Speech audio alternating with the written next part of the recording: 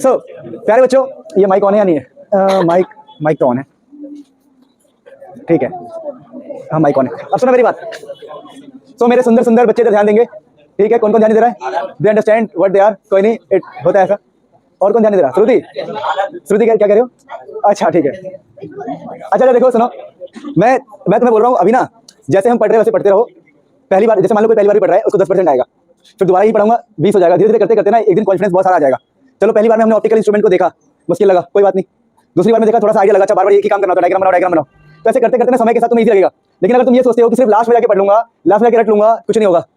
अभी अगर 2% भी आ रहा है बहुत है, वो 200 भी हो जाएगा अपने आप, पता नहीं चलता, क्योंकि अभी तुम्हारे में वो आग नहीं है। अभी 2% लग रहा है, लेकिन जब एग्जाम वाले दिन से 20 दिन पहले 10 दिन पहले जो आग होगी ना, वही 2% को 100% बनाएगा। लेकिन अगर अभी 2% नहीं होगा ना, तो तुम कुछ भी नहीं कर पाओगे उस टाइम पर, बौखला जाओगे, पागल हो जाओगे। अभी देखा लगेगा, सर भैया ने कुछ ऐसा बोला था हाइगन्स, अच्छा भैया ने कुछ बोला था वेव, अच्छा कुछ कंपाउंड 2 लेंस बनाना है, ऐसा कुछ देखा लगना चाहिए, बस देखा लगना चाहिए, वही इंपॉर्टेंट है। तो अभी मत सोचो कि मुझे 100% सीखना है, बस मुझे बैठना है, थोड़ा बहुत देखना है, ऊपर देखना है, हल्का सा देखना है, बस हो या ना हो बात की बात ना। अब छोटी सी बातें समझते हैं, बहुत सिंपल सी बात है कि अगर एक वेव है तो सर वेव से मतलब क्या, इमेजिन कैसे करेंगे? हम इमेजिनेशन की बात कर रहे हैं, तो इमेजिनेशन कैसे किया जाएगा? देखो जनरली हम वेव को ऐसा मानते हैं कि भाई हमने इमेजिन कर लिया ये वेव है हमारा, और वेव के अंदर हम ये मानते हैं कि ये जो लैम्डा है इसको बोलते हैं वेव लेंथ। क्या बोलते हैं?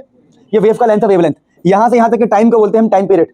और अब समझो मेरी बात को, जिस स्पीड से जा रहा है उसको हम बोलते हैं स्पीड ऑफ वेव, जो कि बेसिकली यहाँ पर c होता है। लाइट है ना, लाइट, तो यहाँ पर होगा 3 × 10⁸ तो हम वेव को ऐसे इमेजिन करने वाले।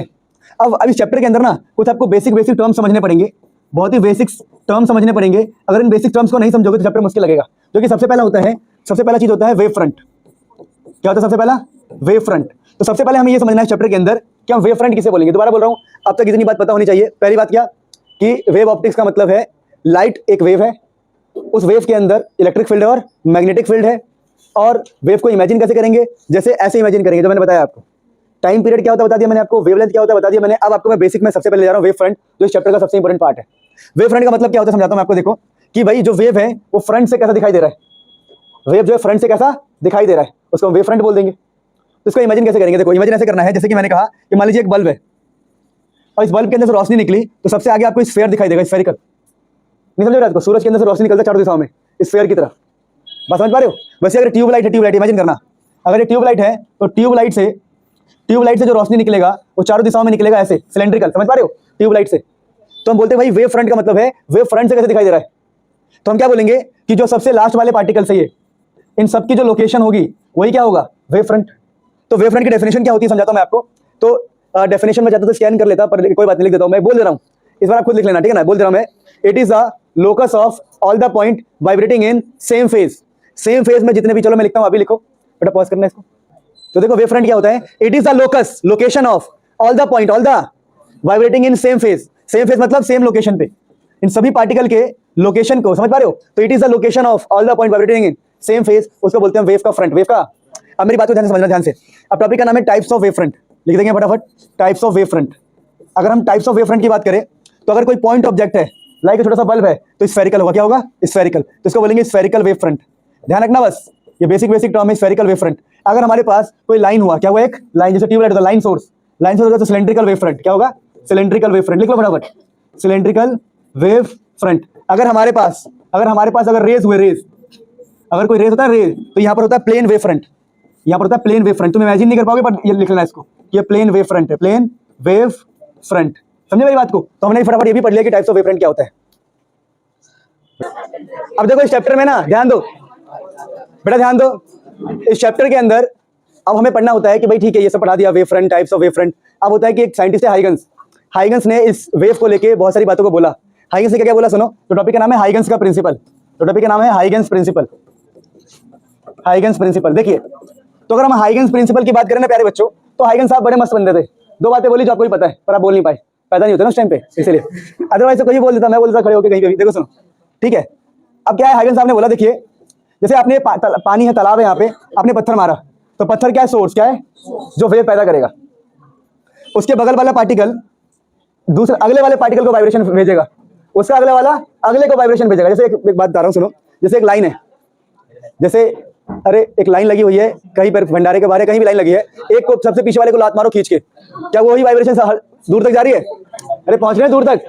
तो वही वाली बात है कि सोर्स कोई और था, लात किसी और ने मारी, पर जो वेव है या जो एनर्जी है वो हर किसी तक पहुंच गया। मतलब कुल मिला के जो बंदा मुझे पीछे धक्का मारेगा वो मेरे लिए क्या होगा, सोर्स, और अगले वाले के लिए मैं क्या हूँ। तो ये जैसे एक सोर्स है, तो सुनते रहना बस। तो इसे कहने का मतलब क्या है कि अगर ये वेव, ये हमारा सोर्स है, पत्थर है, और इसने वेव पैदा किए, ये वेव फ्रंट्स पैदा हुआ, तो हम बोलेंगे ऐसा कि ये हमारा, अगर ये हमारा सेकेंडरी वेव है, सेकेंडरी वेव फ्रंट है, क्या ये सेकेंडरी वेव फ्रंट। तो सेकेंडरी वेव फ्रंट ध्यान रखना, ये जो सेकेंडरी वेव फ्रंट है, तो इसके लिए ये है प्राइमरी वेव फ्रंट। क्या ये, यानी अगर ये सेकेंडरी, उसके पीछे वाला क्या होगा, प्राइमरी। तो प्राइमरी वेव फ्रंट का हर पार्टिकल, क्या बोल रहा हूं मैं, प्राइमरी वेव फ्रंट का हर पार्टिकल एक सोर्स है नया वेव का। दोबारा, प्राइमरी वेव का हर पॉइंट सोर्स है, क्या है, नए वाइब्रेशन का, नए वेव का। समझ पा रहे हो। इस बात को इंग्लिश में लिखते हैं, हाइगन्स का फर्स्ट प्रिंसिपल लिखते हैं इंग्लिश में, तो फर्स्ट प्रिंसिपल इंग्लिश में लिखते हैं, फटाफट नोट इसे हटा। देखिए इंग्लिश में ऐसे लिखेंगे, every point on the primary behaves like a source for secondary wavelets, यानी सेकेंडरी वेव को जनरेट करने के लिए सोर्स की तरह बिहेव करेगा, which travels with the speed of light, जो स्पीड ऑफ लाइट से ट्रैवल करेगा। नहीं समझे, लाइट तो किससे ट्रैवल करेगा, अरे तुम्हारी स्पीड से ट्रैवल करेगा। तो क्या इसमें इंग्लिश कोई खतरनाक थोड़ी है। दूसरा क्या है, दूसरा इसका ये है कि अगर आपको शेप देखना है कि भैया जो वेव बना है, वेव फ्रंट है, वेव फ्रंट का शेप कैसा है, तो ऐसे देख लो बाहर से, जैसे एनवलप देखते हैं, एनवलप कवर, नहीं समझे मेरी बात को, जैसे मिठाई के ऊपर कवर होता है, पैसे रख के देते हैं एनवलप में, क्या देते हैं, तो एनवलप से पता लग जाता है कि भैया शेप कैसा है। तो वैसे ही क्या है, यहाँ पे लिखा हुआ है कि फॉरवर्ड एनवलप, जो फॉरवर्ड मतलब बाहर का, सबसे आगे का जो फॉरवर्ड एनवलप है, gives the shape of new wave front. बात समझे। तो नए वेव फ्रंट का जो शेप है वो किससे मिलता है, एनवलप से, कि भैया दिख कैसा रहा है वही शेप होगा उसका। तो forward envelope gives the shape of new wave front. तो दो प्रिंसिपल है हाइगन्स की। फिर हम आगे बढ़ते हैं। तो देखिए, तो ये हाइगन्स के प्रिंसिपल है। अब बात ये होती है कि हाइगन्स प्रिंसिपल से सुन लो, हाइगन्स प्रिंसिपल से हमें रिफ्लेक्शन और रिफ्रैक्शन प्रूफ करना होता है। तो लिखो, टॉपिक का नाम है रिफ्लेक्शन बाय हाइगन्स प्रिंसिपल, मतलब law of reflection, law of reflection by Huygens principle. Huygens के प्रिंसिपल से हमें लॉ ऑफ क्या प्रूफ करना है, बताओ, लॉ ऑफ रिफ्लेक्शन। और बिलीव करो, तुम कुछ भी पढ़ लो इस चैप्टर से, तुम दुनिया जहान पढ़ लो इस चैप्टर से, आएगा यही, या तो रिफ्लेक्शन या तो रिफ्रैक्शन। तो 3 मार्क्स तुम्हारे फिक्स कर रहा हूं चुपके से, इन दोनों में से एक आएगा, ठीक है ना। मोस्ट इंपोर्टेंट, इसको लिखो प्यारा प्यारा टॉपिक। क्या लिखो, प्यारा प्यारा टॉपिक, ठीक है। ये तुमसे तुम्हारी लाइफ में सबसे प्यारा टॉपिक है, चाहो दिल बना लो, इस पर कोई दिक्कत नहीं, ठीक है। बहुत प्यारा टॉपिक है, ध्यान दो इधर। तो हाइगन्स प्रिंसिपल से हम लॉ ऑफ रिफ्लेक्शन कैसे प्रूफ करेंगे, देखिए। हाँ, लॉ ऑफ रिफ्लेक्शन कैसे प्रूफ करेंगे, देखिए। आपको एक इंटरफेस लेना है, क्या लेना है, इंटरफेस। आपको एक इंटरफेस लेना है। अब आपको कुछ नहीं करना है, आपको एक प्लेन वेव फ्रंट, प्लेन समझ से बताया था मैंने, प्लेन, एक प्लेन वेव फ्रंट ऐसे गिराना है। और ध्यान दे, बात नहीं, एक मिनट ऑफ करना है इसको। चलो, तो वो कुछ बात कर रहा था तो मैं प्यार कर रहा था उनसे। देखो यार, अब मेरी बात सुनो, ये एक प्लेन वेव फ्रंट आ रहा है, जहां अगर एक पार्टिकल इसका यहां है तो दूसरा पार्टिकल यहां दिख रहा है आपको, और ये क्या हम रिफ्लेक्शन पढ़ रहे हैं। तो मान लो ये शीशा है, क्या ये शीशा है, शीशा, mirror, mirror, thank you for English. अब सुनो, अरे ध्यान दो, जब ये यहां है तो यहां है, ट्रांसलेशन के लिए। अब ये वाला पॉइंट जब यहां आएगा तो इसके सामने वाला पॉइंट कहां होगा, यहां, दिख रहा है। अब मेरी बात सुनना, जब ये यहां था, यहां था, जब यहां है तो यहां है। अब ये वाला पॉइंट आगे बढ़ रहा है, इतने में ये वाला टकरा गया, ये तो अभी हवा में ही ना, और ये टकरा गया पॉइंट, तो टकरा के कहीं यहां चला जाएगा। तो हम मान रहे हैं कि जब ये यहां है तो ये यहां है, सुनते रहना बस, जब ये यहां है तो ये यहां है, जब ये वाला यहां है तो ये टकरा के यहां चला गया। समझे मेरी बात को। अच्छा, तो अब हम क्या बोलेंगे, अब ये वाला टकरा रहा होगा, अब ये टकरा के आगे जा रहा होगा। समझ पा रहे मेरी बात को। तो चलो इन पॉइंट्स को ऐसे मिला रहा हूं मैं। अब देखो, ये आपका रिफ्लेक्टेड है, ये सॉरी इंसिडेंट है, क्या ये इंसिडेंट वेव फ्रंट है, ये incident wave front, incident wave front. और देखो अब ये वाला है, देखो ये पेन को समझना, पेन ऐसे आया, पेन यू टेढ़ा हुआ, तो टक्कर खा के ऐसे जा रहा है, तो ये आपका रिफ्लेक्टेड वेव फ्रंट हो जाएगा कुछ टाइम बाद, है ना। तो इधर आपको कहीं ना कहीं रिफ्लेक्टेड वेव फ्रंट दिखाई देगा, क्या दिखाई देगा, reflected wave front, reflected wave front. अब यहां पर ना ये वाला एंगल होता है angle of incidence, wave optics में होता तो यही है कि नॉर्मल बना दो, ये नॉर्मल है, ठीक है। तो ये एंगल ऑफ इंसिडेंस आता है ये वाला नॉर्मल के साथ, पर बाई चांस ना ज्योमेट्री लगा के ये बन जाता है आई, और ये होता है एंगल ऑफ रिफ्रैक्शन। क्या होता है, और हमें प्रूफ क्या करना है, टू प्रूफ, क्या प्रूफ करना है, angle I equal to angle R. तो कैसे प्रूफ करेंगे, उसके लिए दिमाग देखना।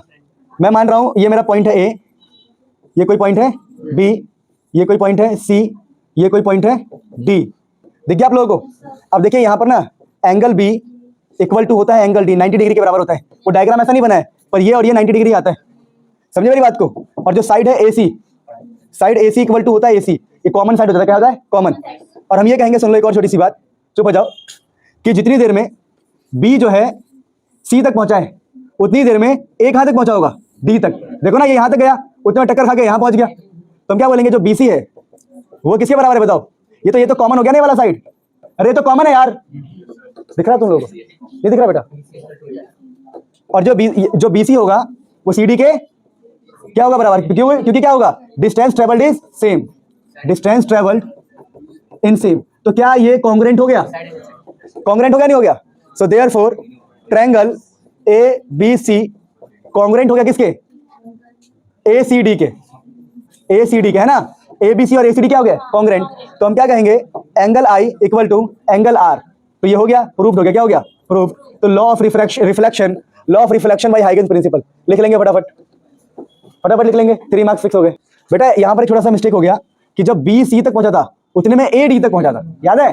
देखो A यहाँ है तो B यहाँ है, B आगे बढ़ गया है, A टक्कर खा गया यहाँ, तो यहाँ पर AD आएगा ना, BC इक्वल टू AD। पता नहीं क्या पीके पढ़ाता हूँ मैं, हेड वाले को नहीं दबाना है, ठीक है? सुनो मेरी बात सुनो। तो ये हमने रिफ्लेक्शन, अब हम पढ़ेंगे रिफ्रैक्शन। तो लिखो टॉपिक का नाम, refraction by Huygens principle, Huygens principle. ठीक है, हम क्या पढ़ रहे हैं? Refraction by Huygens principle. ये भी इंपॉर्टेंट है, इसमें भी दिल बना दिल, प्यारा टॉपिक लिख दो, प्यारा प्यारा टॉपिक है रिफ्रैक्शन बाय हाइगन्स प्रिंसिपल। ये थोड़ा कठिन हो सकता है आपके लिए, देखो ध्यान से। रिफ्रैक्शन में क्या होता है, जैसे ये हमारा इंटरफेस है, अब ये है ना, ये है μ1, μ2 है, कोई सेकंड मीडियम है, ये कोई फर्स्ट मीडियम है। अब देखो फायदा कितना हो गया, जो अगर रे ऑप्टिक्स में आए होंगे उन्हें ये तो मिल गया कि μ1 μ2 क्या होता है, रिफ्रैक्टिव इंडेक्स होता है ना, समझ में आ गया ना? तो यही होता है कि भाई हर लेक्चर में बैठने से कुछ ना कुछ मिलता है।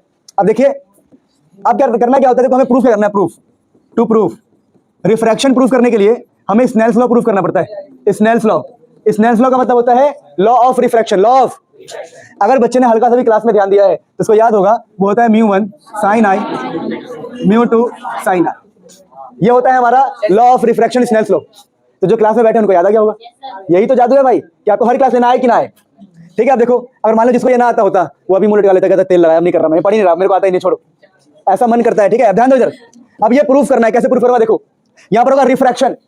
तो देखिए यहाँ पर एक प्लेन वेव फ्रंट आया, ऐसे आया, जब इसका पॉइंट यहाँ था, इसका पॉइंट यहाँ था, जब इसका पॉइंट यहाँ है तो इसका पॉइंट ऊपर ही आसमान में। अब रिफ्रैक्शन का मतलब क्या है कि वो पार कर गया। तो जैसे ही वो ऐसे पार करेगा, देखो ये वाला पॉइंट आगे बढ़ रहा होगा, उतने में ये वाला यहीं पहुंचा होगा। समझ में आया? तो बस इन लाइंस को ऐसे मिला दो, ये आपका इंसिडेंट वेव है, ये है रिफ्रैक्टेड वेव, और ऐसे करके थोड़ा बस अब आपको कुछ नहीं करना, सुन लो, ध्यान दो इधर, बहुत इंपॉर्टेंट है। अब यहाँ पर हमें बहुत सिंपल बातें करनी है, ध्यान से पॉइंट्स को मार्क कर लो। देखो ये कोई पॉइंट ले लो A, ये कोई पॉइंट ले लो B। यहाँ पर ना एंगल ऑफ इंसिडेंस कौन सा था, याद है किसी को? Angle of incidence, angle of refraction कैसे निकालते हैं? देखो सुनो मेरी बात, बहुत ही सिंपल होता है। ये वाला जो एंगल है इसे क्या लेते हैं बताओ? Angle of refraction. और ये वाला जो एंगल होता है, ये वाला नहीं होता, रुक जाओ, ये वाला, यहाँ से ये पॉइंट को मिलाएंगे, पॉइंट को, इस पॉइंट को मिलाओगे, ये बनेगा angle of incidence. In points को मिलाएंगे ना। अब मेरी बात सुनो, तो आपको अब पता लग गया सब कुछ। अब आपको प्रूफ करना है μ1 sin I equal to μ2 sin R। तो कैसे प्रूफ करेंगे? देखो कुछ नहीं करना है, बहुत सिंपल लॉजिक है, sin I निकाल लो। sin I क्या होता है? Perpendicular by hypotenuse. तो देखो अगर ये एंगल है तो ये परपेंडिकुलर है, नाम दे दो, ये A है, इसको B दिया, इसका नाम दे दो C। तो परपेंडिकुलर क्या होगा? परपेंडिकुलर है BC, क्या है? BC, perpendicular by hypotenuse, hypotenuse होता है AB। sin I निकाल लिया यहाँ से, फिर sin R निकाल लो। चलो sin I कंप्लीट कर लो। ये जो BC होगा ना, BC ये डिस्टेंस है, क्या ये डिस्टेंस होता है? Speed into time. क्या होता है? तो स्पीड मान लेते हैं, इसमें V1 टाइम है T, टाइम क्या है? T। तो V1 T क्या हो गया? V1 T बाई AB को ही रहने दो। वैसे sin R निकाल लो आप। sin R कैसे निकालो? परपेंडिकुलर ये है, इसका नाम दे दो D। तो परपेंडिकुलर क्या हो गया? AD by hypotenuse AB। तो ये हो गया R ना, तो परपेंडिकुलर ये हाइपोटेनियस है, तो AD बाई AB। अब AD कैसे निकालोगे? ये स्पीड इनटू टाइम, डिस्टेंस तो है ना ये, तो यहाँ की स्पीड मान लेते हैं V2, टाइम है T, तो ये हो गया V2T, और यहाँ हो गया AB। अब कुछ मत करो, इन दोनों इक्वेशन को आपस में कर दो डिवाइड। ये इक्वेशन फर्स्ट और इक्वेशन सेकंड को कर दो आपस में डिवाइड। तो हम फटाफट लिख देते हैं, क्या लिखते हैं? Equation first divided by equation second. तो अगर हम डिवाइड करेंगे तो क्या होगा बताओ? तो हमारा जो sin I है बाई sin R हो जाएगा। sin I क्या है बताओ? V1T बाई AB, और वो क्या है? V2T by AB। AB से अभी AB गया, T से T गया, और ये V2 पर जाएगा, V2 by V1, V2 by, और यही स्नेल्स लॉ है। देखो तो sin I by sin R is equal to V2 by V1, और इसको ना μ1 बाई μ2 भी लिखते हैं। ये हमें पता होता है कि स्पीड ना रिफ्रैक्टिव इंडेक्स के इनवर्सली होता है। तो ये V2 है तो ये रिफ्रैक्टिव इंडेक्स μ2, ये V1 है तो ये है μ1। तो हम यहाँ से इनको इक्वेट कर लेंगे, इन दोनों को इक्वेट कर लेंगे। हम बोलेंगे sin I by sin R, ये होता है बेटा, क्या कर सकते हैं, होता है तो μ1 बाई μ2। तो यहाँ क्रॉस मल्टीप्लाई करोगे, μ2 sin I is equal to, अरे ये गलत हो गया, इनवर्सली प्रोपोर्शनल है ना ऐसे, देखो रुक जाओ, अभी मैं कर दे रहा हूँ, रुक जाओ, मैं यहाँ पे इसको प्रूफ कर दे रहा हूँ। हमारा क्या है, V2 बाई V1 आया ना, सही है ये? नहीं, ये गलत हो गया, यहाँ गलत हो गया, यहाँ गलत, पता क्या हो गया एक्चुअली, अगर ये नीचे से नीचे कटा, T से T कटा तो V1 तो ऊपर ही है, तो ये V1 बाई V2 होगा, यहाँ गलत हो गया थोड़ा, तो ये V1 बाई V2 है, देखो ये V1 बाई क्या है, V2। अब हमें पता है V1 और V2 हो जाएगा उल्टा, μ2 बाई μ1, तो इक्वेट कर लेंगे इसको और इसको, तो ये μ2 बाई μ, मतलब यहाँ काटने में गलती कर दी थी हमने, क्या गलती करी थी, AB से AB गया, T से T गया, तो V1 बाई V2 बचेगा ना। अब देखो यहाँ से क्या होगा, इक्वेट कर लेंगे तो यहाँ क्या गया, μ1 sin I is equal to μ2 sin R, यही स्नेल्स लॉ हमने प्रूफ कर दिया, ठीक है।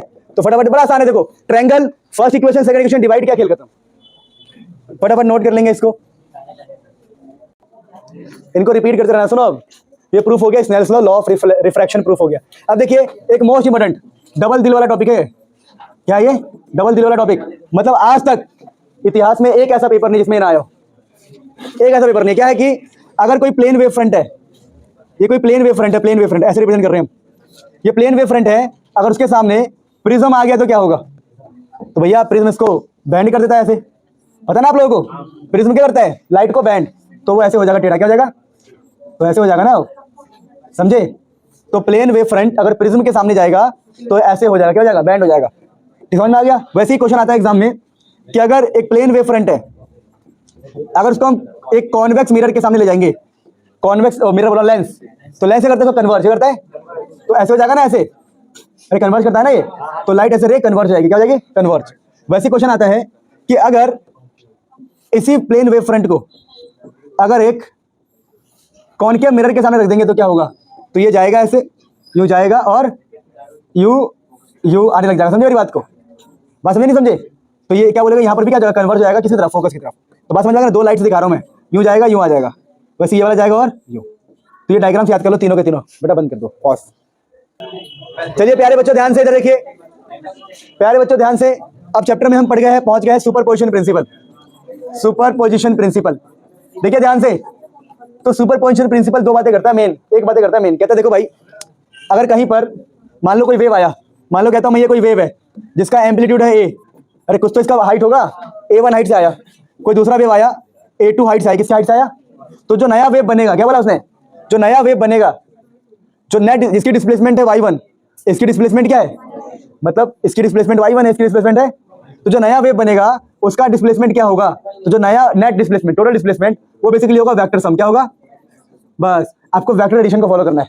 कहता है अगर दो वेव है, एक की डिस्प्लेसमेंट है y1, दूसरे का डिस्प्लेसमेंट है, इसकी इक्वेशन है y1 से, इसकी इक्वेशन y2 से है, तो जो नया वेव बनेगा उसको आपको वेक्टर सम करना है, तो लिख लेंगे इसको सुपरपोजिशन प्रिंसिपल को, मैं इंग्लिश में लिख देता हूं, बेटा पॉज कर दो।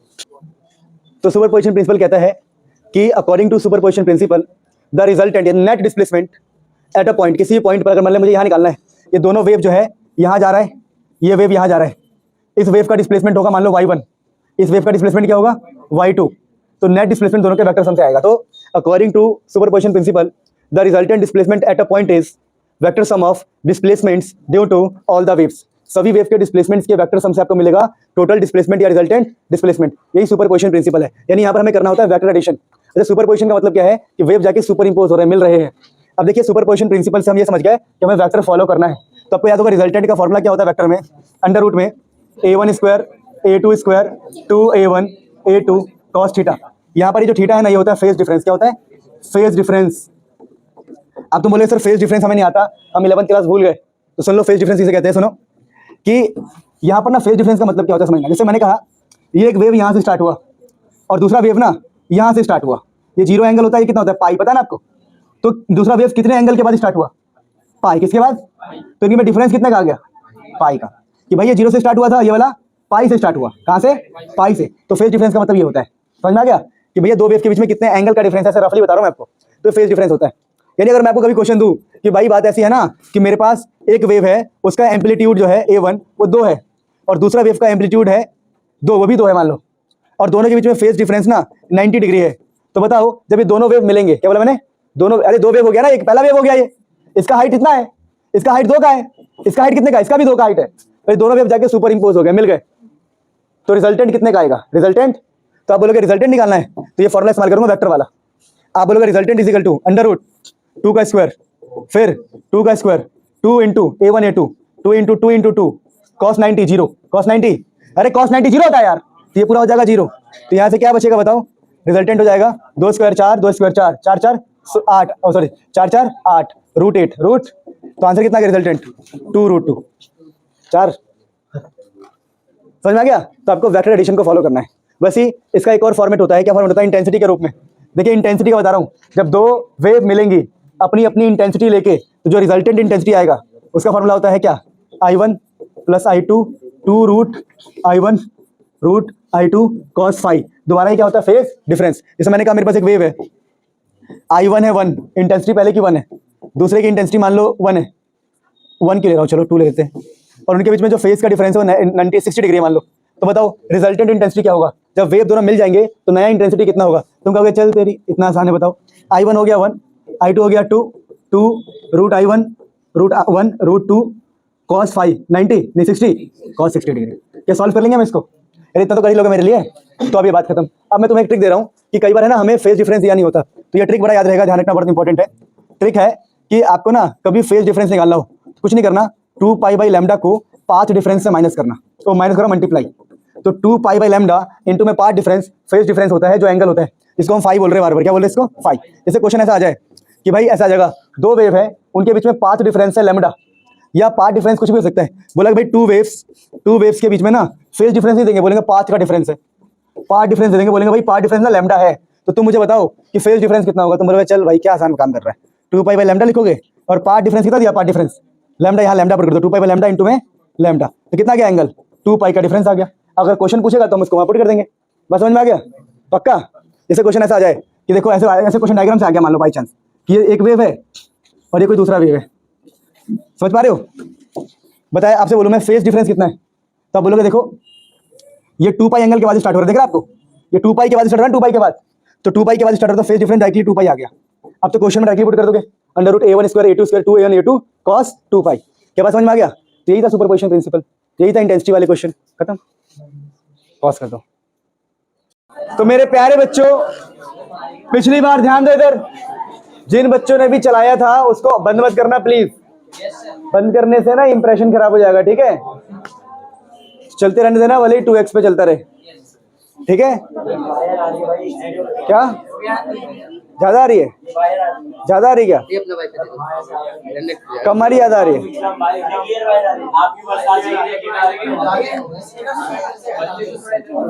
कोई नहीं है, कोई नहीं, ठीक है, इतना चलता है। ध्यान दो बेटा प्यारे बच्चे, आज हम पढ़ेंगे interference, YDSC with white light और सिंगल स्लिट एक्सपेरिमेंट, 3 टॉपिक पढ़ना है, इनके इंटेंसिटी कर्व देखने हैं। चुप हो जाओ इधर, सबको समझ में आएगा। 45 मिनट का टेंशन चाहिए, बस खेल खत्म। अब सुनो मेरी बात, सबसे पहले इंटरफेरेंस स्टार्ट कर रहा हूँ। इंटरफेरेंस में क्या आता है समझाता हूँ, देखो क्वेश्चन आता है व्हाट इज इंटरफेरेंस, तो सुन लो बेटा, जब भी दो वेव अपनी इंटेंसिटीज लेके आती है, अपना एम्पलीट्यूड लेके आता है, अपनी एनर्जी लेके आता है, सबसे बेस्ट जब भी एक वेव अपनी एनर्जी लेके आए, दूसरी वेव अपनी एनर्जी लेके आए, और दोनों कहीं पर मीट हो जाए, दोनों कहीं पर इंटरफेयर हो जाए। इंटरफेयर होने की वजह से क्या होगा, एनर्जी का बंटवारा, एनर्जी का, नहीं समझे मेरी बात को, एनर्जी का बंटवारा, इसको बोलते हैं रीडिस्ट्रीब्यूशन, एनर्जी का रीडिस्ट्रीब्यूशन, रीडिस्ट्रीब्यूशन, एनर्जी का रीडिस्ट्रीब्यूट होना। जैसे मैंने कहा सुनो, एक जगह से दूध आया, एक जगह से चीनी आया, एक जगह से गैस सिलेंडर, खीर बनके तैयार है, अब वो खीर रीडिस्ट्रीब्यूट, क्या हो रहा है, तो बात समझ में आ गया क्या हो रहा है, वही सेम। तो एक जगह से एक वेव आया, ध्यान दो इधर, एक जगह से दूसरा वेव, इसकी कुछ एनर्जी, इसकी कुछ एनर्जी, दोनों के मिलने से बना एनर्जी का रीडिस्ट्रीब्यूशन, एनर्जी का। समझाता इसका मतलब क्या है, देखो आवाज जीरो कर दी भाई, जीरो नहीं होता इसमें, अब हुआ जीरो। अब मेरी बात सुनो ध्यान से, इसके पीछे मैं लॉजिक दे रहा हूं कुछ। देखो एक वेव है, ऐसे आ रहा है, सुन लो, दूसरा वेव भी ऐसे गया, एक वेव का प्लस दूसरे के प्लस पे, बेटा इसलिए भगा दूंगा मैं, बोलना नहीं है। एक वेव का प्लस दूसरे के प्लस पे, एक का माइनस दूसरे के माइनस पे, तो आपको मिलेगा रीडिस्ट्रीब्यूशन ऑफ एनर्जी। क्या मिला, समझ पा रहे बात को। तो आप ध्यान रखना, इसको बोलेंगे हम कंस्ट्रक्टिव इंटरफेरेंस। क्या बोलते हैं, कंस्ट्रक्टिव इंटरफेरेंस, कंस्ट्रक्ट हुआ है, कंस्ट्रक्टिव इंटरफेरेंस। तो इंटरफेरेंस क्या, तो समझ में आ गया। कोई आपसे बोलेगा व्हाट इज इंटरफेरेंस, तो आप बोलोगे when waves meets there is redistribution of energy, this phenomena is known as interference. फिर आप बात करेंगे टाइप्स ऑफ इंटरफेरेंस, दो तरह का होता है, एक है कंस्ट्रक्टिव इंटरफेरेंस, यहां पर आपको मिलता है ब्राइट, क्या मिलता है आपको, ब्राइट मिलता है, ठीक है। अब ऐसा भी तो हो सकता है ना, देखिए पहली बात कंस्ट्रक्टिव कब बनता है, जब इस वेव यहां से स्टार्ट हो, दूसरा वेव भी यहां से स्टार्ट हो। तो इसके लिए एक छोटा सा नियम होता है, नियम क्या है, देखो जब भी आपका वेव, इनके बीच में फेज का डिफरेंस मैं पढ़ा चुका हूं क्या होता है, जब भी फेज डिफरेंस जीरो हो, क्या हो, या फिर कितना हो बताओ, जीरो हो, या तो 2n पाई होता है ना, जीरो हो, 2 पाई हो, 4 पाई हो। देखो जब भी फेज का एंगल का डिफरेंस जीरो हो, 2 पाई हो, 4 पाई हो, इसको जनरल भाषा में बोलते हैं हम 2n पाई, क्या बोलते हैं। तो जब भी आपका फेज डिफरेंस 2n पाई होगा, आपको मिलेगा कंस्ट्रक्टिव इंटरफेरेंस। क्या मिलेगा, कैसे, एक जीरो का तो मैंने बता दिया आपको, 2 पाई का समझाओ, 2 पाई का देखो, एक वेव ये है और दूसरा वेव यहां से स्टार्ट हो रहा है, तो क्या होगा सोचो, जब ये वेव यहां पहुंचा, अब ये भी तो यहीं से स्टार्ट होगा, तो एंगल का डिफरेंस कितना दोनों वेव के बीच में, 2 पाई का, 180 180, 2 पाई का डिफरेंस है, पाई पाई, लेकिन दोबारा क्या बनेगा, प्लस के ऊपर प्लस, माइनस के ऊपर, तो समझ में आ गया ना। तो जब भी ऐसा हो, 0 2 पाई 4 पाई, या फिर सिंपल भाषा में बोले तो 2n पाई, जहां n 0 से स्टार्ट हो रहा है, तो समझ जाना कंस्ट्रक्टिव इंटरफेरेंस है। अच्छा डिस्ट्रक्टिव इंटरफेरेंस क्या है समझाता हूं, देखो एक वेव है यहां से चल दिया, दूसरा वेव है यहां से चल रहा है, यहां से, सोचो क्या होगा, पाई का डिफरेंस है ना कितने का, ये प्लस, यहां कुछ नहीं है, ये माइनस, ये प्लस, दिख रहा है, आंसर क्या आएगा बताओ, आंसर क्या आएगा, 0, नलिफाई। इसको बोलते हैं डिस्ट्रक्टिव इंटरफेरेंस, क्या बोलते हैं, डिस्ट्रक्टिव इंटरफेरेंस, बात समझ में आ गया, कोई दिक्कत तो नहीं किसी को। तो कंस्ट्रक्टिव का होता है, डिस्ट्रक्टिव का पता लग गया। अब ये कब पॉसिबल है, जब एंगल का कितना डिफरेंस है, पाई का, तो इसका जो फेज डिफरेंस का फॉर्मूला बताओ, कितने पे आया बताओ, पाई पे आया, तो इसके लिए होता है 2n - 1 पाई, सिंपल, क्या होता है 2n - 1 पाई। अगर हम n को 1 पुट करें, अगर प्लस से स्टार्ट करोगे ना तो 0 से स्टार्ट हो जाएगा, प्लस से रखते हैं हम, ठीक है, प्लस से रखे नहीं, माइनस से रख लेते हैं, नहीं प्लस से भी रखते हैं कई लोग, मैं माइनस से रख रहा हूं। देखिए ध्यान रखिए, ध्यान से, यहां पर n की वैल्यू आपको 1 से स्टार्ट करना है, तो n की वैल्यू 1 पुट करोगे कितना आंसर आएगा, 2 - 1 1 पाई। अगर n की वैल्यू 2 पुट करोगे तो क्या आएगा, 3 पाई, कितना, तो पाई 3 पाई 7 पाई। ऑड में आपको क्या मिलेगा, डिस्ट्रक्टिव, ऑड में क्या मिलेगा, डिस्ट्रक्टिव इंटरफेरेंस। क्या बात समझ में आ गया, कोई दिक्कत तो नहीं है। अच्छा तो फटाफट इसको लिख लो कि इंटरफेरेंस क्या होता है, और छोटी छोटी बातें लिख लो, रफली आइडिया ले लो, फिर आगे बढ़ते फटाफट, जल्दी जल्दी लिखो। Repetition is the only way to success, ठीक है। डिस्ट्रक्टिव में आपको डार्क मिलेगा, डार्क, ठीक है। अब टॉपिक का नाम है इंटरफेरेंस पैटर्न। हाँ 4 दिन लगाए फिर नहीं ना, जल्दी जल्दी क्या करो, इंटरफेरेंस पैटर्न। मैंने मेरे से ज्यादा टाइम तुमने ले लिया, मैंने अभी देखा 1 मिनट 17 सेकंड की रिकॉर्डिंग थी और तुमने 5 मिनट लगा दिया बेवकूफो। इंटरफेरेंस पैटर्न देखो ये क्या होता है, सुनो ध्यान से। अब चुप हो जाओ, एक साइंटिस्ट है दोनों, यंग्स, तो हम पढ़ रहे हैं Young's double slit experiment, double slit experiment. इन्होंने क्या किया, इन्होंने एक ऐसे कार्डबोर्ड टाइप का लिया, उसमें 2 छेद किए, बहुत पतले छेद किए, बहुत ही पतले छेद, पर मैं मोटा दिखा रहा हूँ, ठीक है। और डिस्टेंस रखा, डी डिस्टेंस रखा, और कहीं से ना लाइट का सोर्स भेजा, कहीं से ही भेजा, हमें उससे कोई मतलब नहीं है। जब ये लाइट का सोर्स है, रोशनी जो स्फेरिकल वेव फ्रंट है, जब यहां पहुंचे तो यहां से अलग से रोशनी गई, यहां से अलग से रोशनी गई, तो यहां पर लगाया उन्होंने स्क्रीन, कैपिटल डी के डिस्टेंस पे स्क्रीन लगाया, पर्दा, क्या लगाया, पर्दा। और पर्दे पे क्या नोट करते हैं कि एक लाइट यहां से मिल रही है और यहां से मिल रही है, वैसी लाइट यहां से यहां मिल रही है, लाइट यहां से यहां, वैसी लाइट हर जगह लाइट पहुंच रही है, हर जगह लाइट। और जब लाइट पहुंच रहा है तो स्क्रीन पर उनको दिखाई दिया एक गजब की चीज। क्या गजब की चीज, सेंटर में उनको दिखाई दिया बहुत ब्राइट, फिर डार्क, फिर ब्राइट, फिर डार्क, फिर ब्राइट। ये सब बराबर ही होते हैं, ठीक है ना, बराबर होते हैं, मैंने थोड़ा ऊपर नीचे कर दिया, तो ऐसे दिखाई दिया उनको, डार्क ब्राइट, डार्क ब्राइट। इसी को बोलते हैं हम इंटरफेरेंस पैटर्न। क्या बोलते हैं इसको, इंटरफेरेंस पैटर्न। तो ध्यान रखना, bright dark bright dark bright dark bright dark bright, इसको इंटरफेरेंस पैटर्न कहते हैं। इंटरफेरेंस, बात समझ में आ गया? अच्छा, ये इंटरफेरेंस पैटर्न अच्छे से तभी दिखता है, जब अच्छे से दिखता है ना, बढ़िया दिखता है। तो जब बढ़िया दिखे ना, बढ़िया, जब बढ़िया बनता है ना बढ़िया, तो बढ़िया को बोलते हैं सस्टेन। क्या बोलते हैं? सस्टेन इंटरफेरेंस पैटर्न, या सस्टेन इंटरफेरेंस बोलते हैं। क्या बोलते हैं? अब सस्टेन इंटरफेरेंस कब बनता है, बढ़िया कब बनता है, बढ़िया लुक अच्छा कब आता है? जब हम यूज करते हैं, when we use monochromatic source. क्या यूज करते हैं? Monochromatic source. अब तुम बोलोगे मोनोक्रोमेटिक सोर्स क्या है सर? तो मोनोक्रोमेटिक सोर्स का मतलब है जिसके सिंगल वेवलेंथ हो। क्या हो? Single wave. ये नहीं यहां से रेड भेज दिया, यहां से ब्लू भेज दिया, यहां से काला भेज दिया, नीला भेज दिया, पीला तेल लगाओ सरसों का। ठीक है, यहां पर क्या है, क्या बोला मैंने? मोनोक्रोमेटिक मतलब सिंगल वेवलेंथ वाला। तो एग्जाम में क्वेश्चन आता है कि right the condition for sustain interference, तब क्या बोलोगे आप कि भैया लाइट भेजेंगे मोनोक्रोमेटिक। कैसा भेजेंगे?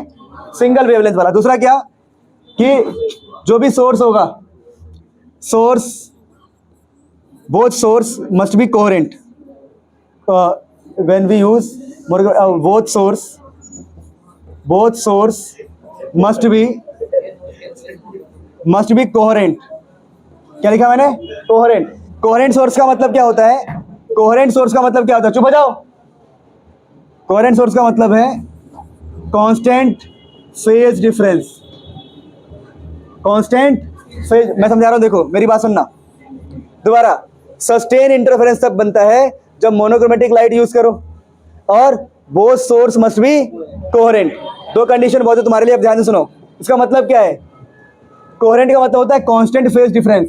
जो भी लाइट आ रही है, लाइट, उसका फेज डिफरेंस कांस्टेंट है। अब तुम बोलोगे इसका सेंस क्या बनता है? सेंस ये है, देखो, अगर एक लाइट चला यहां से और दूसरा यहां से, तो हर बार ऐसे ही होना चाहिए। ये नहीं कि एक बार यहां से चला और अगली बार यहां से चल दिया, अगली बार फेज चेंज हो गया, फिर अगली बार लाइट यहां से चल दिया, लो, तो गड़बड़ नहीं हो जाएगा? तो कांस्टेंट फेज होना चाहिए। कांस्टेंट मतलब फिक्स, तभी अच्छा इंटरफेरेंस बनेगा। वरना क्या होगा, कभी यहां से चल रहा है, कभी यहां से स्टार्ट हो रहा है, तो फिर गड़बड़ हो जाएगा, प्लस माइनस माइनस प्लस, बेकार सा हो जाएगा। समझ में आ गया? तो सारी बातों को नोट कर लेंगे, फिर हम यंग्स डबल स्लिट एक्सपेरिमेंट पढ़ेंगे बढ़िया से। Note it down. ये होता है, इसको बोलते हैं स्लिट। सुन लो, ये जो छेद है ना, छेद को इंग्लिश में बोलते हैं हम स्लिट्स। क्या बोलते हैं? स्लिट। तो दो स्लिट है और दोनों स्लिट के बीच में डिस्टेंस क्या लिया मैंने, बताओ? Small D. जो लोग हंस रहे हैं ना, बेटा अब्दुल कम हंसा करो, कम बोला करो प्लीज। पिछली बार अभी हंस रहे थे ना, देखो। ना भाई, इस बार नहीं हंसा मैं, रिकॉर्डिंग दिलवा लो आप। इस बार नहीं हंसा मैं। चुप हो जाओ। ये स्मॉल डी हो गया, ये कैपिटल डी हो गया। ये क्या होता है? स्क्रीन। क्या होता है ये? और इसके ऊपर क्या देखने को मिलता है हमें? Dark bright dark bright dark bright. उसको बोलते हैं इंटरफेरेंस पैटर्न। ये जो पैटर्न है, पैटर्न इंटरफेरेंस पैटर्न, क्योंकि इंटरफेयर हुए। और फिर सब बढ़िया यानी सस्टेन इंटरफेरेंस कब बनता है? When we use monochromatic source. जो सोर्स आ रहा है एक ही हो, येलो है तो येलो, ब्लू हो तो, बात समझ में आया? और both source must be coherent, मतलब कांस्टेंट फेज। यानी कोई यहां से चल रहा है, कोई यहां से चल रहा है, कोई फिर यहां से, ऐसा नहीं होना चाहिए, वरना मामला गड़बड़ हो जाएगा। नोट करो, फिर आगे बढ़ते। तो मैंने समझा दिया। अब मेरी बात सुनिए, जब हमने यहां पर व्हाइट लाइट का इस्तेमाल किया, क्या बोला हमने? देखो अभी तो हम इस्तेमाल कर रहे थे मोनोक्रोमेटिक सिंगल वेवलेंथ। ब्लू, मैं एग्जांपल ले रहा हूँ, वॉयलेट है तो वॉयलेट, गुलाबी है तो गुलाबी, सिंगल वेवलेंथ। लेकिन व्हाइट लाइट के अंदर होते हैं 7 कलर। कितने होते हैं? तो व्हाइट लाइट में कितने वेवलेंथ होंगे? 7। तो जब हम यहाँ पर व्हाइट लाइट इस्तेमाल करते हैं ना, तो टॉपिक का नाम है interference with white light. Interference with, या फिर Young's double slit experiment. Young's का 2 छेद वाला एक्सपेरिमेंट जो है, अगर हम व्हाइट लाइट से करें, किसे करें? व्हाइट लाइट से, तो हमें क्या मिलता है? हमें मिलता है यहाँ पर, हमें मिलता है कलरफुल फ्रिंजेस। क्या मिलता है हमें? तो अगर हम व्हाइट लाइट यूज करेंगे, हम व्हाइट लाइट यूज करेंगे, if white light is used, exam में आता है, we get colourful, we get coloured, क्या लिखा मैंने? Coloured pattern. कलर्ड पैटर्न क्या मिलता है हमें? Coloured pattern. कौन सा pattern? Coloured interference pattern. Coloured interference pattern. वैसे क्या मिल रहा था? वैसे अगर मोनोक्रोमेटिक इस्तेमाल करें तो क्या मिलता है? Dark bright, dark bright, dark. यहाँ क्या मिलने वाला है? कलर्ड। ऑलमोस्ट सारे कलर दिखाई देंगे आपको ऑलमोस्ट, ठीक है ना। वो अलग बात है, चलो काम की बात है, इसे लिख लो। अगर व्हाइट लाइट इस्तेमाल करेंगे तो क्या होगा? अच्छा सुनो, एक बात हमेशा ध्यान रखना, जो अभी आगे बताने वाला हूँ ऐसे में सब कि सेंट्रल हमेशा व्हाइट होता है, पर अभी क्या ही, छोड़ो, और काम की बात सुनो, ध्यान दो इधर। अपना YDSC को पढ़ते हैं हमेशा बढ़िया से।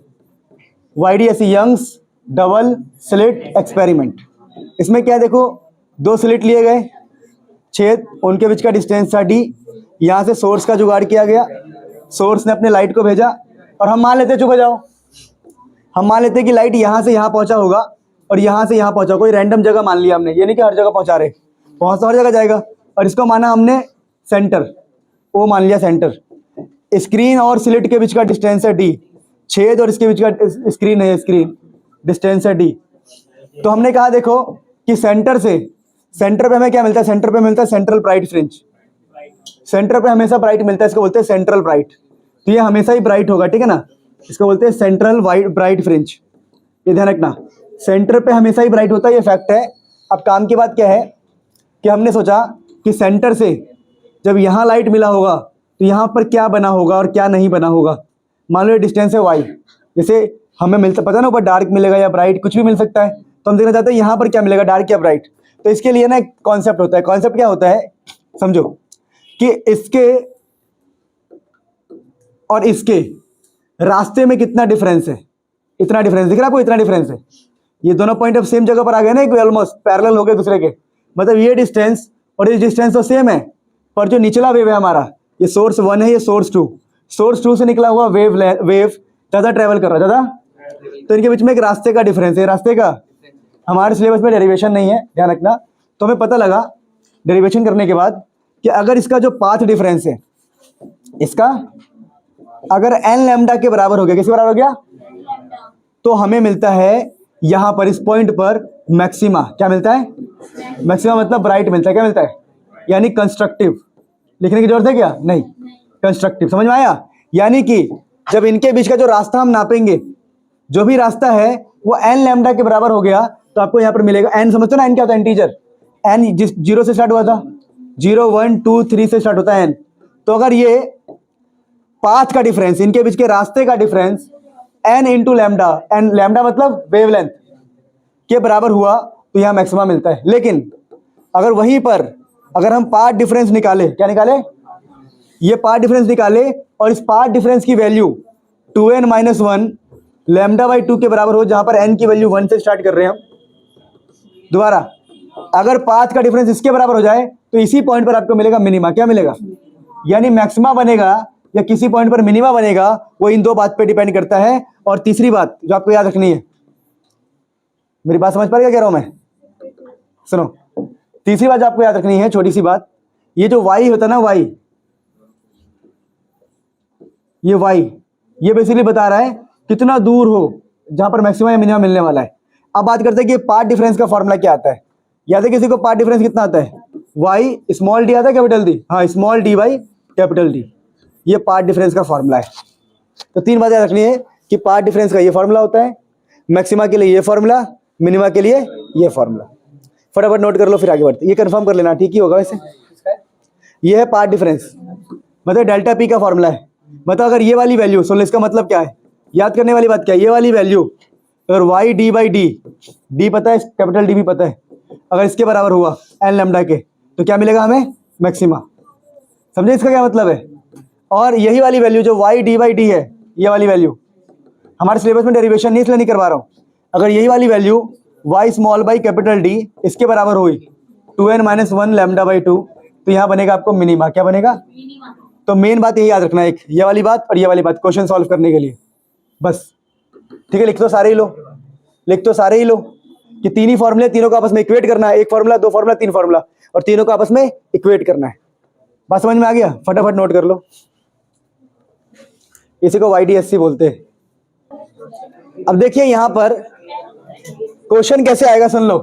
क्वेश्चन ऐसे आता है, ध्यान दो इधर। क्वेश्चन इस प्रकार से आता है, ध्यान दो इधर, कि बताओ भाई ऐसा कि सेकंड मैक्सिमा, क्या बोला उसने, सेकंड मैक्सिमा कि कितनी दूरी पर बनेगा, कितनी दूरी पर, तो हम मैक्सिमा वाला फॉर्मूला इस्तेमाल करेंगे, Y small D by capital D N lambda के बराबर। तो मुझे वाई निकालना है, दूरी निकालना है, क्या निकालना है, तो कितना आ जाएगा ये N lambda capital D by small D, ये क्रॉस मल्टीप्लाई करके। अब कुछ नहीं करना, उसने सेकंड मैक्सिमा बोला है ना, तो एन की वैल्यू 2 हो गई, वेवलेंथ हमें पता ही होगा, स्क्रीन का डिस्टेंस पता ही होगा और स्लिट का डिस्टेंस भी पता होगा, सॉल्व करेंगे आंसर आ जाएगा। सेम क्वेश्चन मिनिमा के लिए भी आ सकता है। अब कुछ खास बातें जो इंपॉर्टेंट है, देखिए अगर आपने YDSC का एक्सपेरिमेंट किया, अब मैं आपको पहले बता दूं, कुछ भी कर लो, सेंट्रल हमेशा ही वाइट होता है। सेंट्रल क्या होता है, हमेशा वाइट एंड ब्राइट होता है। तो जो मैं बोल रहा था कि अगर मैं कलर का इस्तेमाल करूंगा, वैसे अंडरस्टूड बात है, जब हम कलर का इस्तेमाल करेंगे, कोई कलर का वाइट, अगर आपने वाइट लाइट का इस्तेमाल किया, वाइट लाइट, तो वाइट लाइट में होते हैं 7 कलर, क्या होते हैं, तो होता क्या है, आपको सेंटर पे तो वाइट मिलता है, पर अगल बगल में क्या मिलता है आपको, कलर्ड, क्या मिलता है, तो मैंने पहले लिखवा दिया है कि when white light is used we get coloured fringes. बस उसमें ऐड ऑन क्या करना है आपको कि सेंट्रल इज ऑलवेज व्हाइट, जो ट्रू है हमेशा, ठीक है। अब काम की बात, अब हम थोड़ा सा डायग्राम देखते हैं इंटेंसिटी को लेके। सुनो, अगर मैं इस पे रखूं इंटेंसिटी और इस तरफ रखूं मैं डिस्टेंस, स्क्रीन के ऊपर डिस्टेंस, क्या ये स्क्रीन के ऊपर डिस्टेंस जो कि हमने वाई माना था, याद है आप लोगों को, अरे वाई माना था ना डिस्टेंस, तो इस पे ऐसा बनता है, देखो सेंटर में आपको मिलेगा ऐसे एक उठा हुआ ब्राइट, फिर डार्क, फिर ब्राइट, फिर डार्क, फिर ब्राइट, और सबकी इंटेंसिटी क्या होती है, सेम, पीछे भी इंटेंसिटी सेम होगी सबकी, ब्राइट डार्क, यानी कि अच्छा इसको मैं थोड़ा सा तुम्हें इमेजिन करने के लिए थोड़ा इसको क्या करते हैं, रोटेट, आप समझ में आ जाएगा, आपको समझ में आया कि सेंटर में है ब्राइट, ठीक है, फिर डार्क, फिर ब्राइट, डार्क, ब्राइट, डार्क, चलता रहेगा। अब ये जो विड्थ आती है, विड्थ, ये जो ब्राइट फैला हुआ है, इसकी जो विड्थ होती है, इसको बोलते हैं फ्रिंज विड्थ, इसको बोलते हैं फ्रिंज, ये जो बना है ना, इसको बोलते हैं फ्रिंज, क्या बोलते हैं, फ्रिंज, मतलब ये सारे फ्रिंज है, ये भी फ्रिंज है, ये भी फ्रिंज है, ये भी क्या है, फ्रिंज। तो हमें देखना है फ्रिंज की चौड़ाई कितनी है, तो फ्रिंज की चौड़ाई आती है, कितनी आती है, lambda capital D by small D. तो सबसे ज्यादा पूछा जाने वाला क्वेश्चन यही है कि बताओ फ्रिंज विड्थ की वैल्यू कितनी होगी, यानी जो ब्राइट है उसकी फ्रिंज कितनी है, चाहे जो डार्क है डार्क, वो डार्क कितने में फैला हुआ है, कितनी चौड़ाई है उसकी, तो वेवलेंथ को स्क्रीन डिस्टेंस को और स्लिट डिस्टेंस के रिलेशन से आता है। अब अगली बात ये आता है कि भाई साहब अगर पूरे सेटअप को मैं पानी में डाल दूं, किसी मीडियम में डाल दूं, तो फ्रिंज विड्थ कैसे चेंज होगा, तो जो फ्रिंज विड्थ का फॉर्मूला है बीटा, वो है lambda D by small D. अगर ये मीडियम की बात करें, मीडियम, तो कुछ भी मत करना, यहाँ रिफ्रैक्टिव इंडेक्स से डिवाइड कर देना। या एक और रिलेशन बता रहा हूँ मैं आपको, अगर इसको ठीक से ऑब्जर्व करो तो पता क्या आ गया, बीटा इन मीडियम, पता क्या आ गया, देखो ऑब्जर्व करो, ये वाला जो वैल्यू है lambda D by small D, ये है बीटा इन वैक्यूम, दिख रहा है आपको, और इससे कौन डिवाइड हो गया है, रिफ्रैक्टिव इंडेक्स। तो यानी जो भी आपका आंसर आएगा, जो पहले वाला आंसर है, उसको रिफ्रैक्टिव इंडेक्स से डिवाइड करने से, अगर आपको कहीं मीडियम में डाल दे, पानी में डाल दे, तो ऐसे करना है। सिर्फ इतना ही क्वेश्चन एग्जाम में आता है YDSC को लेके कि व्हाइट लाइट यूज करेंगे तो क्या होगा, फ्रिंज की विड्थ कितनी है, और ये बता दो अगर हम सेटअप को पानी में डाल देंगे तो फ्रिंज विड्थ कैसे चेंज होगा, तो फ्रिंज विड्थ घट जाएगा। देखो मीडियम का जो फ्रिंज विड्थ है रिफ्रैक्टिव इंडेक्स के इनवर्सली है, तो जो पहले चौड़ी थी अब पतली हो जाएगी, जो ब्राइट डार्क है पतले पतले होंगे। मेरी बात समझ में आया। अब एक और लास्ट इसके ऊपर क्वेश्चन आता है, क्या YDSC एक्सपेरिमेंट, क्या बोल रहा हूं मैं, क्या हमारा YDSC एक्सपेरिमेंट जो लॉ है, कौन सा लॉ, एनर्जी कंजर्वेशन लॉ को मानता है, तो आप बोलोगे हाँ, क्योंकि वो आपसे ऐसे कंफ्यूज करेंगे कि 2 लाइट का सोर्स गया और एक जगह ब्राइट तो था पर डार्क हो गया, काला हो गया, क्या हो गया, एकदम से अंधेरा हो गया। तो सोचो एनर्जी गई, कहीं से आपने 2 टॉर्च मारा, क्या मारा, 2 टॉर्च मारते कहीं पर अंधेरा हो गया, फिर तो एनर्जी खत्म हो गया, एनर्जी डिस्ट्रॉय हो गया, तो क्या लॉ ऑफ कंजर्वेशन वैलिड है, तो बोलोगे पगले, अगर कहीं पर डार्क हुआ है तो कहीं पर बहुत सारा ब्राइट भी तो हो गया, इसका मतलब यहाँ की एनर्जी वहां चली गई, तो एनर्जी यहाँ पर ट्रांसफर हुई है, एनर्जी रीडिस्ट्रीब्यूट हुई है, एनर्जी खत्म नहीं हो रही। तो ध्यान रखना, इंटरफेरेंस में लॉ ऑफ कंजर्वेशन वैलिड है, इनवैलिड नहीं है। क्यों, because there is no destruction of energy, there is transfer, there is redistribution of energy. क्या है? इस प्रकार से YDS से हमने खत्म किया। ठीक है, आप फटाफट इन सबको रिवीजन कर लेंगे। बड़ा जब बोलूं तो पॉज कर देना। ठीक है, मेरी बात सुनो प्यारे बच्चों। पिछली बार हमने पढ़ा था YDSC, ध्यान दो। YDSC के बारे में हमने बहुत कुछ जाना था। देखो YDSC में मेन फॉर्मूला ये है कि जो y d by capital D L lambda रखोगे तो मैक्सिमम मिलेगा, y d by capital D क्या रखोगे 2n माइनस 1 लैम्डा बाई 2 तो आपको मिलेगा मिनिमा।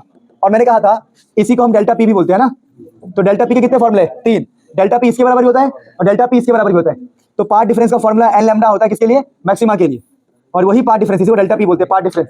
यही पार्ट डिफरेंस 2n माइनस 1 होगा, 2n माइनस 1 लैम्डा बाई 2 होगा किसके लिए? मिनिमा के लिए। यहाँ एन की वैल्यू 0 से स्टार्ट होती है, यहाँ एन की वैल्यू हमने 1 से स्टार्ट किया था। आई होप आपको याद होगा, बातें याद है। देखो आज है ना YDSC पे जितने भी क्वेश्चन बनेंगे उन सबके ऊपर मैं आपको थोड़ा बता रहा हूँ बातें।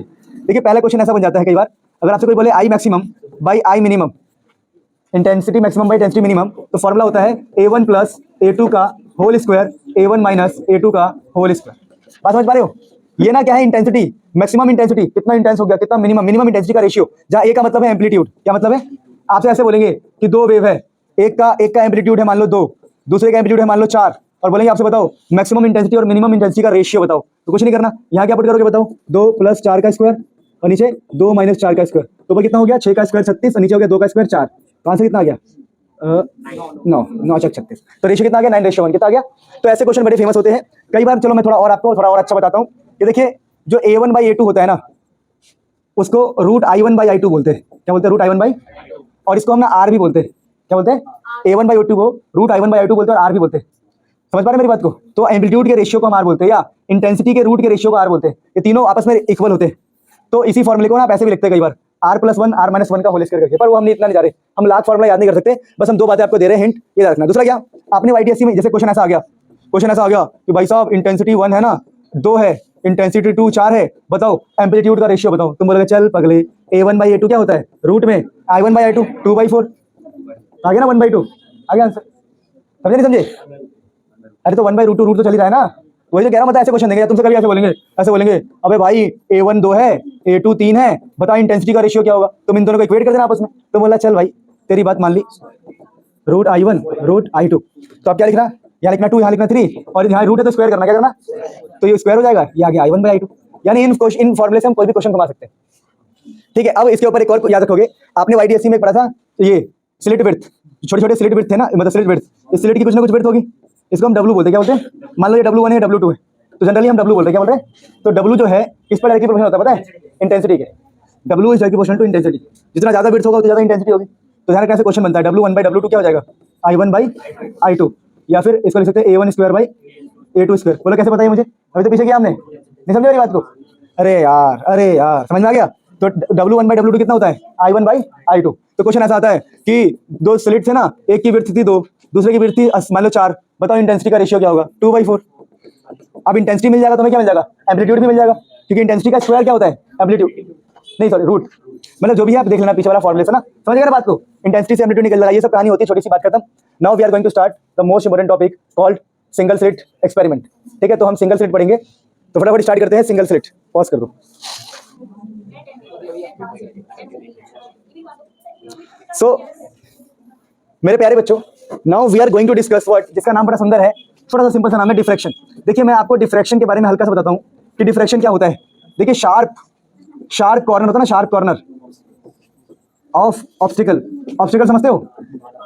कोई भी चीज, जैसे मैंने कहा झोपड़ी है, देखो ध्यान से, तो लाइट है ना, लाइट से जा रही थी, जैसी झोपड़ी के यहाँ से टकराई, लाइट ऐसे बेंड हो गई। इस बेंडिंग ऑफ लाइट को बोलते हैं डिफ्रैक्शन। तो लाइट का बेंड होना शार्प कॉर्नर से, शार्प ऑब्स्टिकल से, तो समझ लेना उसको हम डिफ्रैक्शन कहते हैं। इसका बेस्ट एक्सपेरिमेंट कौन सा होता है? Diffraction at single slit. तो हम पढ़ रहे हैं single slit experiment, single slit experiment. इसमें क्या होता है? एक्सपेरिमेंट क्या हुआ कि एक सिंगल स्लिट बनाया गया, इस बार स्लिट की जो विड्थ है उसको स्मॉल ए दिया गया ताकि हम दूसरे वाले एक्सपेरिमेंट से अलग कर सके।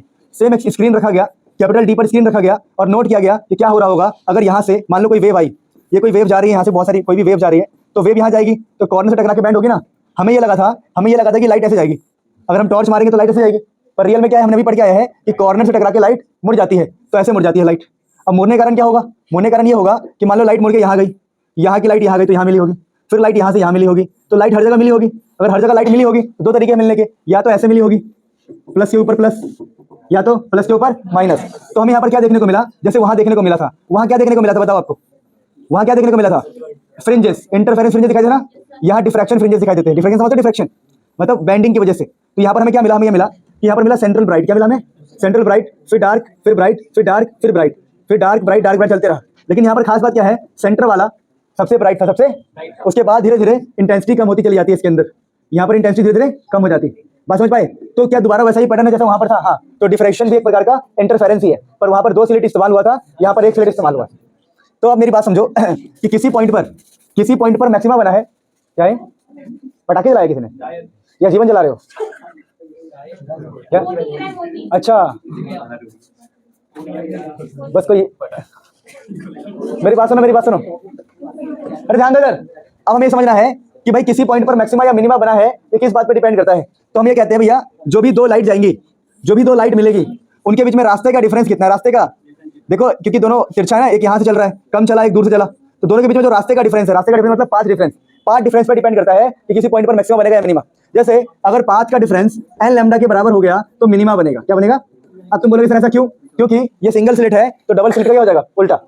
वैसे ही ध्यान रखना बेटा, दूसरी बार पढ़ रहा हूं मुस्कान, कैसा लग रहा है, इजी लग रहा है थोड़ा, ठीक है। अब देखो यहाँ पे, तो ये मिनिमा के लिए कंडीशन हो गई। अब ध्यान रखना, जब इसको कैलकुलेशन करते हैं, मैं करके दिखा रहा हूँ, इसका कैलकुलेशन आता ही नहीं एग्जाम में, इतना ईजी होता है, ट्रायंगल से निकल जाता है। इसको मैं जूम करके दिखाता हूँ। हम ये मानते हैं कि ये वाला मेरा एंगल है थीटा, ठीक है, और ये जो डिस्टेंस है हमारा ए है, क्या है, ए, ये थीटा एंगल है, दिख रहा है आपको, ये थीटा एंगल है और ये ए है। चलो ट्रायंगल को और बड़ा करते हैं ताकि आपको दिखाई दे। अब शायद दिख रहा हो कि मैंने इसको माना है थीटा, ये जो एंगल बन रहा है यहाँ पे, और ये मेरा स्लिट का विड्थ ए। तो यहाँ पर ट्रायंगल में आप कोई भी लगा दो, साइन लगा रहा हूं मैं, साइन थीटा, तो परपेंडिकुलर क्या होगा, ये जो कि मेरा पाथ का डिफरेंस है, स्टार्टिंग पॉइंट दोनों का ही होगा ना, तो ज्यादा रास्ते का डिफरेंस यही है ना, तो ये पाथ डिफरेंस आ गया, और परपेंडिकुलर बाय हाइपोटेनियस जो कि होगा ए, तो पाथ डिफरेंस कितना आ गया, ए साइन थीटा। तो बस इसमें पाथ डिफरेंस की डेरिवेशन बहुत इजी होता है फ्रॉम द ट्रायंगल। सो हमें पता लग गया कि पाथ डिफरेंस ये है, और मुझे ये भी पता लग गया है कि पाथ डिफरेंस पर ये बात डिपेंड करता है कि मिनिमा बनेगा कि मैक्सिमा। तो अगर ए साइन थीटा आपका एन लैम्डा के बराबर होगा तो आपका मिनिमा बनने वाला है। क्या बात है रिमझिम? क्या हुआ? और यही पाथ डिफरेंस, तो पहली बात खत्म हो गई। तो यहाँ पर एन की वैल्यू आप कहाँ से स्टार्ट करेंगे, 0 से या 1 से, 1 से। यहाँ पर सब कुछ उल्टा कर दो, क्या बोला मैंने? तो यहाँ पर एन की वैल्यू कहाँ स्टार्ट होगी, 1 से, 1 2 3।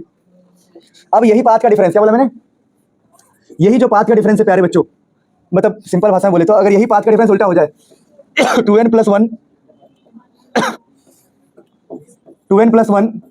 λ/2, क्या बोला मैंने, 2n + 1 λ/2, जहां पर n आपका 1 से स्टार्ट होगा दोबारा, ठीक है, n कहां से स्टार्ट होगा, 1 से। तो ये जो चीज है पाथ डिफरेंस के बराबर हो गया। क्या बोल रहे हो? नहीं, हम 1 से स्टार्ट करेंगे, बता दूंगा, क्योंकि हम 0 के लिए फिक्स कर देंगे, सेंट्रल के लिए 0 सेंट्रल के लिए, अभी सब बताऊंगा, बस वेट करते रहो।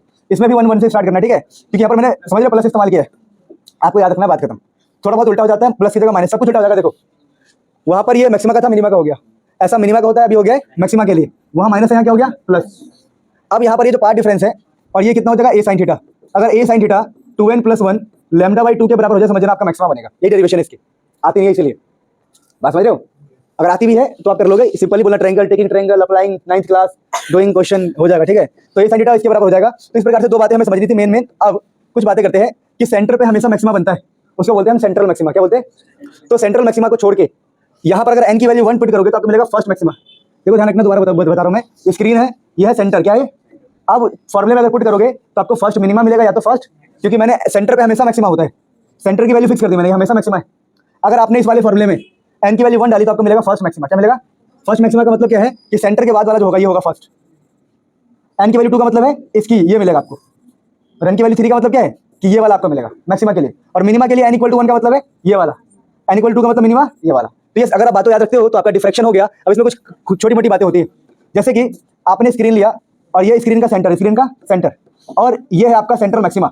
अब हम सेंट्रल मैक्सिमा की बात करते हैं, एंगुलर विड्थ, किसकी बात कर रहे हैं, एंगुलर विड्थ। तो अगर ये मैं एंगल निकालूं ना, ये वाला एंगल मतलब ये वाला, ये देख रहे हो, ये मतलब आधा डिस्टेंस ऐसा कर सकते हो। तो ये थीटा जो आता है ना, ये थीटा आता है λ/, कितना आता है, लेकिन हमें तो पूरा चाहिए, पूरा का मतलब कितना है, 2 थीटा, कितना थीटा, तो इसको 2 से मल्टीप्लाई करेंगे, 2 से मल्टीप्लाई करने पे आपको जो मिलेगा ना, इसको बोलते हैं angular width of central maxima. क्या बोलते हैं? Angular width of central maxima. बात समझे? तो angular width of central maxima कितना, कैसे निकालते हैं हम, वेवलेंथ को स्लिट के डिस्टेंस से डिवाइड करके 2 से मल्टीप्लाई करके। बात समझ पा रहे हो? इनकी डेरिवेशन नहीं होती, ठीक है ना, डेरिवेशन करना भी तो tan थीटा लगा देना, कैसे वो आ जाता है, बस बात खत्म। अब मेरी बात सुनो, अगला क्या है, लीनियर विड्थ की बात करते हैं कि अगर मैं चौड़ाई देखो इसकी, स्केल से नापना है मुझे, एंगल से नहीं नापना, तो कितना आएगा। तो आपने पहले क्या पढ़ा था, पहले लैम्डा डी बाई डी, इसका दुगना होता है, ये कितना होता है, दुगना। तो ये हो गया linear width of central maxima, linear width. तो इस प्रकार से आपका डिफ्रैक्शन समाप्त होता है।